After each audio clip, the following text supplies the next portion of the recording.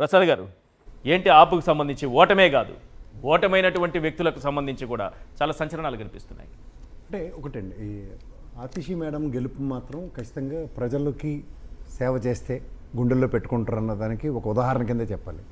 ఈ మిగిలిన వాళ్ళు ఈ అనవసరమైన కాంట్రవర్సీలో ఎప్పుడైతే ఉన్నారో, మెయిన్ కాంట్రవర్సీ లేకుండా పరిపాలన ఆతిషిది అంటే విద్యా విధానం మీద ఆవిడ తీసుకొచ్చిన పెను మార్పుకి మాత్రం అక్కడ ఢిల్లీ ప్రజలు ఆవిడకి గుండెలను పెట్టుకున్నారని చెప్పాలి. కేజ్రీవాల్కి మించే అసలు దానికి కర్త కర్మక్రియ ఆవిడే, రూపకర్త ఆవిడే. మెయిన్ ఆవిడ్ని ఈయన రాజీనామా చేసిన తర్వాత ఆవిడ్ని ముఖ్యమంత్రి కింద కూర్చోపెట్టప్పుడు కూడా పార్టీ పరంగా ప్రజల పరంగా కూడా యాక్సెప్టెన్స్ అంతే లెవెల్లో ఉంది. అసలు ఈసారి కేజ్రీవాల్ తప్పుకుని ఆవిడనే ముఖ్యమంత్రి అభ్యర్థి కింద ప్రకటించి వెళ్ళుంటే ఇంతకన్నా మెరుగైన స్థానాలు వచ్చినా నేను ఆశ్చర్యపడిపోయాను. వీళ్ళకి యాటిట్యూడ్ ప్రాబ్లం అండి. ఆ మనీష్ సిసోడియా చూడండి, వాళ్ళ టీషర్ట్ వేసుకొచ్చేది మీరు గమనించండి. కావాలంటే వీళ్ళకి రాజకీయం కన్నా అతి ఎక్కువ టీషర్ట్ ఉద్యమాన్ని రాహుల్ గాంధీ అనౌన్స్ చేశారు. నేను అది వేరే సంగతి అండి. నేను అంటుందంటే అందుకే స్వర్ణ వచ్చింది. మీరు గమనించండి, టీషర్ట్లు రాజకీయాలు నాట్ యాక్సెప్టబుల్. ప్రజలు రాజకీయాలు కోరుకుంటున్నప్పుడు యాటిట్యూడ్లతో కూర్చుని, అంటే రాహుల్ గాంధీ గారి విషయంలో ఏంటంటే is not claiming anything right now. ఆయన పాదయాత్ర నుంచి ఆయన వేష భాషలు మార్చుకొని ముందుకు వెళ్తున్నాడు, అది వేరే సంగతి.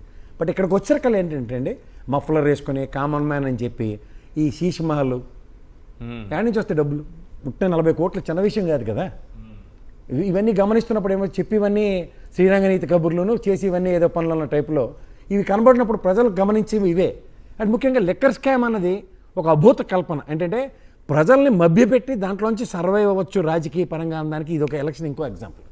₹1 డబ్బులు పట్టుకోలేదు ఇప్పటికీ, కానీ అడవడం మాత్రం భూమి ఆకాశం ఆగిపోతుంది. పైపచ్చు ఈ ఆమ్ ఆద్మీ పార్టీ ఏ రీజనల్ పార్టీతో కాలు చేయకూడదు తీసుకుని మీకు నేను ఉన్నానన్న దగ్గర ప్రతి రాష్ట్రంలో డెంట్లే పడ్డాయి. ముఖ్యంగా Telangana Aam Aadmi party BRS party ఎప్పుడైతే బీఆర్ఎస్ పార్టీ ఏ పరిస్థితిలో చూడండి. సో వాళ్ళకి కావాల్సినవన్నీ చక్కగా జనరంజకంగా జరిపించుకునే దాంట్లో బీజేపీని మించిన వాళ్ళు లేరు. దీంట్లో సక్సెస్ నెరేషన్ ఏంటంటే ఒకటి, బీజేపీ పార్టీ ఎక్కడ కాలు చేయకూడదు తీసుకోలేదో అక్కడ ప్రత్యామ్నాయాన్ని క్రియేట్ చేయడం అన్నది ఆమ్ ఆద్మీ పార్టీ పరంగా చేయగలిగి కాంగ్రెస్ ఓటు బ్యాంక్ని సర్వనాశనం చేయడానికి. ఎందుకంటే మీరు వాజ్పేయి గారి ఎలక్షన్స్ అలాంటివన్నీ మీరు గమనించుకోండి. వాళ్ళకి 30-35% ఓటు బ్యాంక్ స్థిరంగా ఉంటూనే ఉండేది సార్. గెలుపోవటంలో పక్క తీయండి, ఓడిపోవచ్చు.